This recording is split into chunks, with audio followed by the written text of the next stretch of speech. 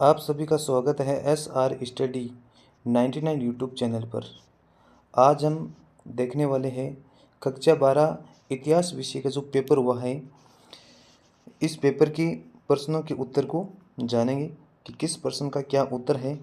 तो आज के पहले प्रश्न का उत्तर रह जाएगा, जिसमें प्रश्न पूछा गया है, निम्न में से कौन चंद्रगुप्त मौर्य के दरबार में राजदूत के रूप में आए थे?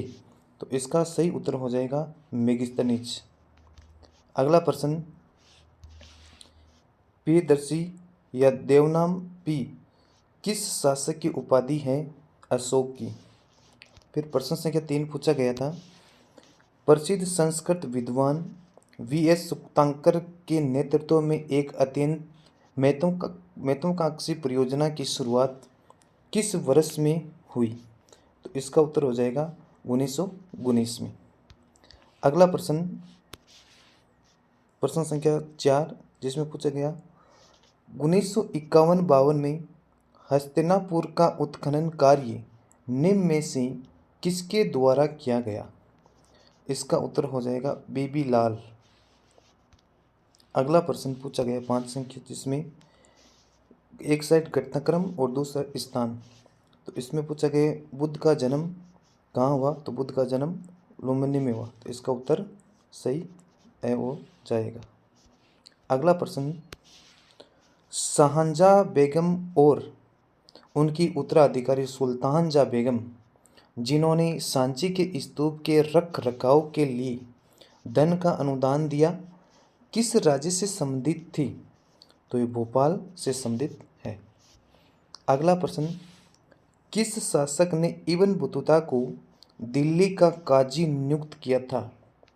इसका उत्तर हो जाएगा सही, जिसमें मोहम्मद बिन तुगलक ने इब्न बतूता को काजी के पद पर नियुक्त किया। अगला प्रश्न पूछा गया है, फ्रांसवा बर्नियर कितने वर्षों तक भारत में रहा? ये 12 वर्ष तक भारत में रहा।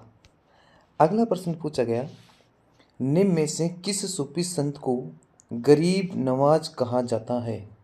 गरीब नवाज मोइनुद्दीन चिश्ती को कहा जाता है। अगला प्रश्न, लोटस महल किस साम्राज्य की राजकीय केंद्र से संबंधित सुंदर भवनों में से एक है? इसका उत्तर हो जाएगा विजयनगर। फिर प्रश्न पूछा गया, कृष्णदेव राय किस वंश से प्रसिद्ध शासक थे? तो विजयनगर साम्राज्य के अंदर 4 वंशों ने शासन किया, जिसमें कृष्णदेव राय है वो तुलु वंश से संबंधित थे। अगला प्रश्न, आइन के अंतर्गत सैनिक व नागरिक प्रशासन का विवरण किसमें है? तो सिर्फ आबादी में है। अगला प्रश्न, अकबर के शासनकाल में वह जमीन क्या कहलाती थी जिस पर 5 या उससे अधिक वर्षों से खेती नहीं की गई हो? तो बंजर भूमि कहलाती थी। अगला प्रश्न पूछा गया है, 5वीं रिपोर्ट ब्रिटिश संसद में कब पेश की गई थी? तो इसका सही उत्तर हो जाएगा वह, जिसमें 1813 में 5वीं रिपोर्ट पेश की गई। अगला प्रश्न पूछा गया है, 1861 में निम्न में से किस देश में गृह युद्ध प्रारंभ हुआ? तो गृह युद्ध प्रारंभ हुआ वो किस देश में हुआ? अमेरिका में हुआ। अगला प्रश्न पूछा गया, 1851 में भारत के गवर्नर जनरल कौन थे? 1851 में भारतीय गवर्नर जनरल थे लॉर्ड डलहौजी, जो 56 तक रहते हैं। 1800 उसके बाद में 1857 क्रांति के समय लॉर्ड कैनिंग थे। तो इसका उत्तर लॉर्ड डलहौजी थे। अगला प्रश्न पूछा गया, संविधान सभा के महत्वपूर्ण सदस्य के एम मुंशी किस राज्य के थे? के एम मुंशी है वो गुजरात राज्य के थे। अगला प्रश्न, महात्मा गांधी की सलाह पर किन्हें केंद्रीय वित्त मंत्री का पद संभालने का न्योता दिया गया था? तो इसका उत्तर सही रह जाएगा B.R. अम्बेडकर। अगला प्रश्न संख्या 2, रिक्त स्थानों की पूर्ति कीजिए। पहला प्रश्न इसमें पूछा गया है, मगध के विकास के साथ साथ साम्राज्य का उदय हुआ, तो किस साम्राज्य का उदय हुआ है? तो इसका यहाँ पर उत्तर हो जाएगा मौर्य। मौर्य साम्राज्य का क्या हुआ था? उदय हुआ था। दूसरा प्रश्न पूछा गया, मनुस्मृति में रेगिस्तान के कर्तव्यों की सूची मिलती है, तो इसमें रेगिस्तान में आ जाएगा चांडाल। चांडाल के कर्तव्यों की सूची मिलती है। फिर प्रश्न संख्या 3 इसमें पूछा गया, अल बिरूनी का जन्म आधुनिक उज्बेकिस्तान में स्थित ख्वारिज़म में सन 1973 ईस्वी में हुआ था। अगला प्रश्न पूछा गया, अमरनायक प्रणाली विजयनगर साम्राज्य की एक प्रमुख राजनीतिक खोज थी, तो इस रेगिस्तान में उत्तर आ जाएगा विजयनगर। फिर प्रश्न संख्या 5 इसमें पूछी गई, मगध भारत और दक्षिणी पठार में फैली हुई जमीन के बड़े बड़े टुकड़ों पर कपास उगाई जाती थी। यहाँ पर उत्तर आ जाएगा कपास। बड़े बड़े टुकड़ों पर कपास उगाई जाती थी।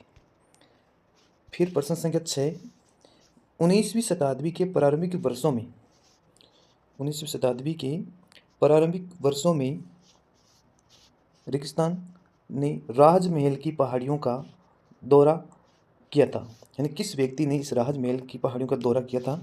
तो इसका उत्तर आ जाएगा फ्रांसवा बुकानन। फ्रांसिस जो बुकानन था, इन्होंने इन पहाड़ियों की यात्रा की थी, तो इसका उत्तर आ जाएगा बुकानन। फिर प्रश्न संख्या 3, अति लघुरात्मक प्रश्न, निम्न प्रश्नों के उत्तर एक शब्द या एक पंक्ति में दीजिए। प्रश्न पूछा गया पहला, सिंधु घाटी सभ्यता का स्थल बनावली वर्तमान में किस राज्य में है? तो ये हरियाणा में है। किस राज्य में? हरियाणा राज्य में ये स्थित है। और इससे कल मैंने जो यूट्यूब पर एक वीडियो डाला था उसमें 40% टॉप के बताए थे, उसमें से बहुत सारे प्रश्न आए हुए हैं। अगला प्रश्न, वह पहला सम्राट कौन सा था जिसने अपने अधिकारियों और प्रजा के लिए संदेश प्राकृतिक पत्रों और पॉलिश किए हुए स्तंभों पर लिखवाए थे? तो इसका उत्तर हो जाएगा सम्राट अशोक। फिर प्रश्न पूछा गया प्रश्न संख्या 3, इसमें पूछा गया आरंभिक संस्कृत परंपरा में महाभारत को किस श्रेणी में रखा गया? तो इसका उत्तर हो जाएगा इतिहास। प्रश्न संख्या 4 इसमें पूछा गया, आप कैसे कह सकते हैं कि बुद्ध के जीवन काल में और उनकी मृत्यु के बाद भी बौद्ध धर्म तेजी से फैला? तो इसका उत्तर क्या होगा? इस प्रश्न का उत्तर ये होगा कि बुद्ध की सरल और व्यवहारिक शिक्षाएं थी और उनके अनुयायियों का धर्म का प्रचार करना, और साथ में सम्राट अशोक जैसे शासकों का समर्थन होना। तो ये जो बातें, इन कारण बुद्ध के जीवन काल में और उनकी मृत्यु के बाद भी ये बौद्ध धर्म है बहुत तेजी से फैला है। फिर प्रश्न संख्या 5 इसमें पूछा गया, प्रसिद्ध यात्री ज्यों बैप्टिस्ट तेवनरियर किस देश के निवासी थे? तो ये फ्रांस के निवासी थे। इसका उत्तर हो जाएगा फ्रांस। फिर प्रश्न संख्या 6 इसमें पूछा गया, सगुण भक्ति परंपरा से आप क्या समझते हैं? तो सगुण भक्ति परंपरा यानी वह भक्ति परंपरा जिसमें ईश्वर से गुण से युक्त हो, यानी जिसमें ईश्वर की मूर्ति की पूजा की जाती हो, और उसको सगुण भक्ति के नाम से जाना जाता है। फिर प्रश्न संख्या 7 इसमें पूछा गया, राक्षस तांगड़ी का युद्ध किस वर्ष हुआ था? तो 1565 में यह राक्षस तांगड़ी का युद्ध हुआ था। प्रश्न संख्या 8 इसमें पूछा गया, खुद कास्ट से आप क्या समझते हैं? खुद कास्ट कौन थे?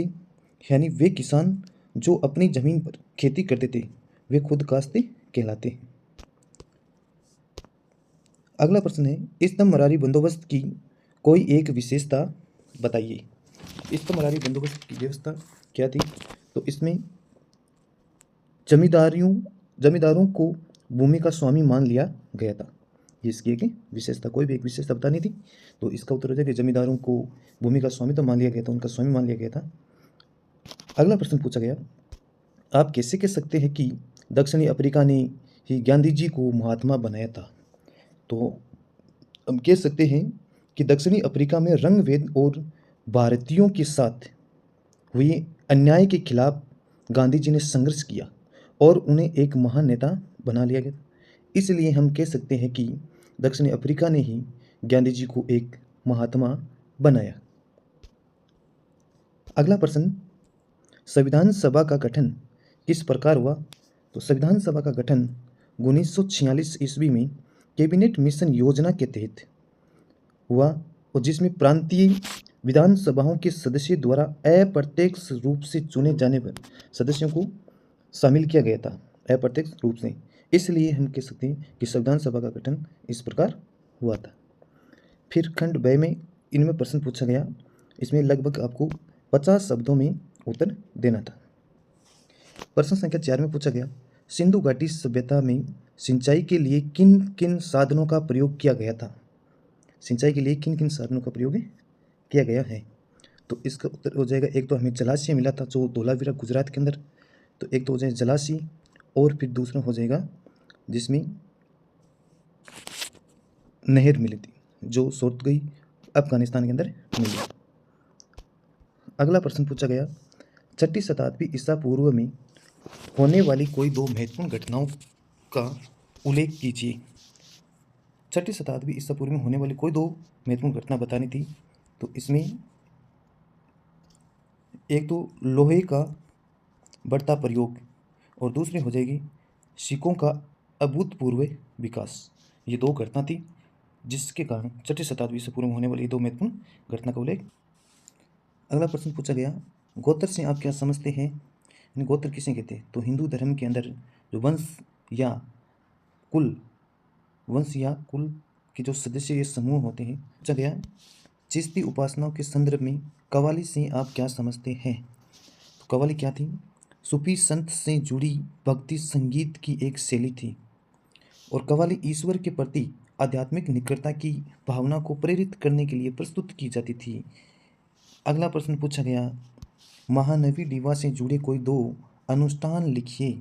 तो यहाँ पर हो जाएगा, एक तो दशहरा का मेला जो धार्मिक स्थल पूजा की जाती थी, और फिर दूसरा देवी की पूजा भी इसमें शामिल की गई थी। तो ये दो धर्म से जुड़ी हुई स्थल थे।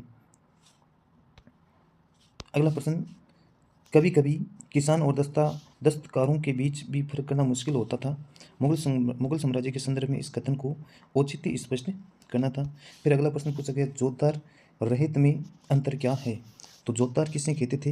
यानी जोतदार धनी किसान होते थे, और जमींदारों की उन पर नियंत्रण रखते थे, और उनका प्रभाव रहता था। ये जोतदार थे। और रहित किसे कहते हैं? रहित यानी वे सामान्य किसान हुआ करते थे, और ज़मीन पर काम करते थे और लगान देते थे। ये दो आपको अंतर कोई भी बताना था। फिर प्रश्न संख्या 12 इसमें पूछा गया, झांसी की रानी को किन परिस्थितियों में बगावत संभालना पड़ा था? फिर अगला प्रश्न पूछा गया, प्रत्यक्ष कार्रवाई दिवस का आह्वान क्यों किया गया था? प्रत्यक्ष कार्रवाई दिवस का आह्वान किया गया मोहम्मद अली जिन्ना के नेतृत्व में वाली मुस्लिम लीग द्वारा अलग पाकिस्तान राज्य की मांग पर जोर देने के लिए किया गया था। ये जो प्रत्यक्ष कार्रवाई दिवस मनाया गया जो 16 अगस्त का। फिर सेक्शन 6 में यहाँ पर दीर्घ लघुत्मक 100 शब्दों में उत्तर देना था। प्रश्न पूछा गया, आप कैसे कह सकते हैं कि सिंधु घाटी सभ्यता की लिपि एक रहस्यमय लिपि थी? इसके अथवा के अंदर ये पूछा गया कि आप कैसे कह सकते हैं कि हड़प्पा सभ्यता का सबसे अनूठ पहलू शहरी केंद्रों का विकास हुआ? तो प्रश्न इतने अर्थ नहीं थे, अच्छे प्रश्न पूछे गए हैं सारे ये पर निबंधात्मक प्रश्न पूछा गया, और इसमें 18 नंबर जिसमें नमक एकाधिकार इस मुद्दे पर उनका चयन किया गया। जैन धर्म की प्रमुख शिक्षा बतानी थी। स्तूप की खोज किस प्रकार हुई, इनका वर्णन करना। फिर प्रश्न संख्या 20 इसमें पूछा गया, भारत के रेखा मानचित्र में निम्नलिखित ऐतिहासिक स्थलों को अंकित करना था। तो सूरत, विजयनगर, इंद्रप्रस्थ, कौशल, कलकत्ता, ये इसमें पूछा गया। फिर इसके अथवा दूसरा भी है जिसमें भारत के रेखा मानचित्र में निम्नलिखित ऐतिहासिक स्थलों को अंकित करना था। तो इतना कठिन नहीं था।